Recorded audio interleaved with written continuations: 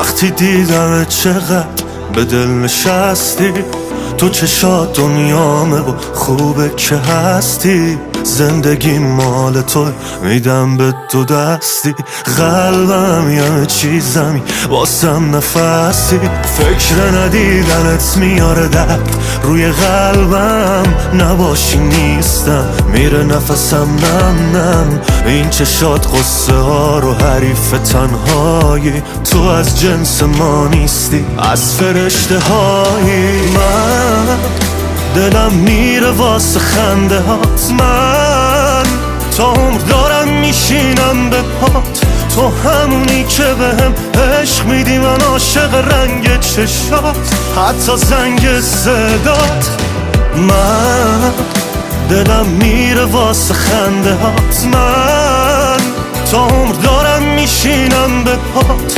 تو همونی که بهم عشق میدی، من عاشق رنگ چشات حتی زنگ صدات.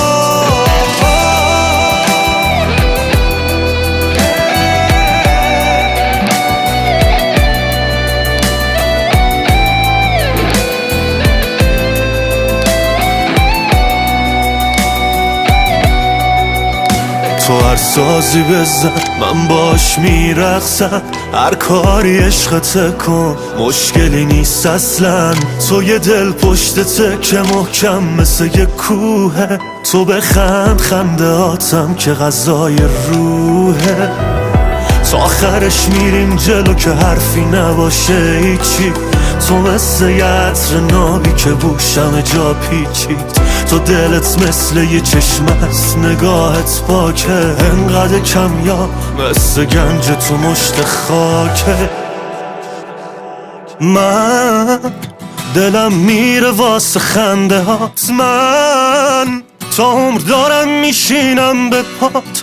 تو همونی که بهم عشق میدی، من عاشق رنگ چشات حتی زنگ صدات. من دلم میره واسه خنده هات، من تا عمر دارم میشینم به پات.